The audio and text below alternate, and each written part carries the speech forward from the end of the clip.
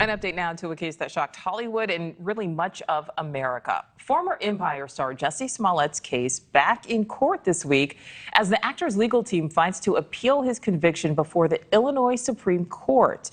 You'll remember his trial. The actor ultimately found guilty of lying to Chicago police when he falsely claimed he was the victim of a hate crime back in 2019. Prosecutors had argued he staged it all himself when he called police, saying his attackers shouted racist and homophobic slurs at him before putting a noose around his neck on a Chicago street. Now, the actor is arguing that his Fifth Amendment right was violated, saying he was punished twice for his crime, double jeopardy, because he apparently struck a deal with the Cook County District Attorney, Kim Foxx, to drop the charges in exchange for a $10,000 bond and community service. The prosecutor says that agreement was not a conviction, meaning Smollett knew he could still be recharged with the crime. Let's bring in Misty Marris, trial attorney and legal analyst. Misty, great to see you. All right, what is your reaction to Smollett's legal team taking this to the Illinois Supreme Court? Is there a legitimate argument here?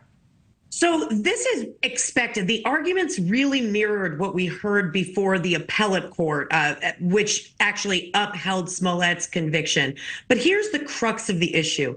Neither side denies that there was some kind of an agreement with the prosecutor's office, Cook County, Kim Foxx, between the county prosecutors and Smollett. Both sides agree that there was some kind of an agreement. The question is, did the agreement say that this is a non-prosecution agreement?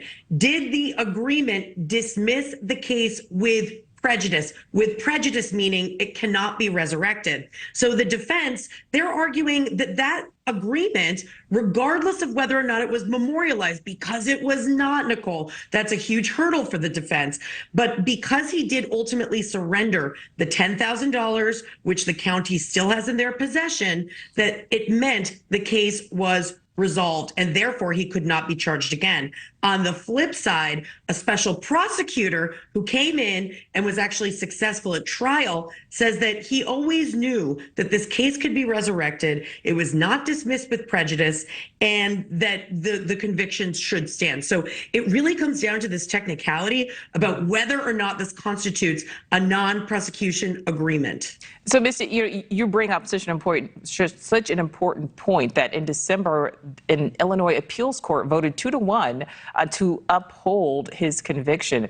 Do you think he has a real chance of winning before the Illinois Supreme Court?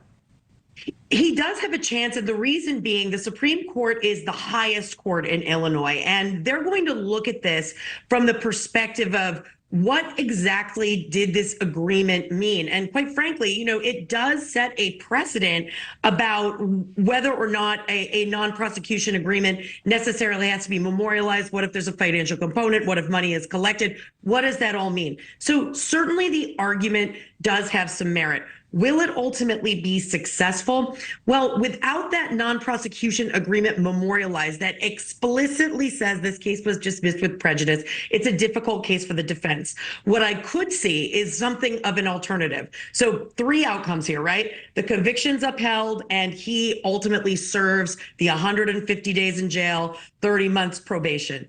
Number 2, it's reversed, and then double jeopardy does attach, meaning the charges cannot be brought again, so his conviction is wiped clean. The third option is that the court actually conducts a hearing, an evidentiary hearing, to determine exactly what happened between the Cook County Prosecutor's Office and Jussie Smollett and assess it based on the evidence. That was an alternative that the defense asked for, so that's certainly viable. But I have a feeling we're going to see the case being upheld just as it was in the intermediate court. Last question for you, Misty. Let's say it is upheld. Is it possible you think he'll try to take this all the way up to the U.S. Supreme Court?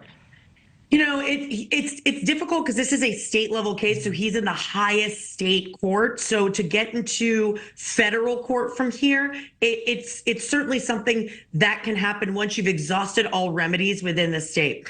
That being said, he'll probably have already served his sentence by the time it would even be possible to get to the federal district court. So I think once we have resolution from the state level, this is going to be it, right? It's unlikely to go any further from the appellate standpoint. All right, Misty Marris weighing in with great information as always. Thank you. Thank you.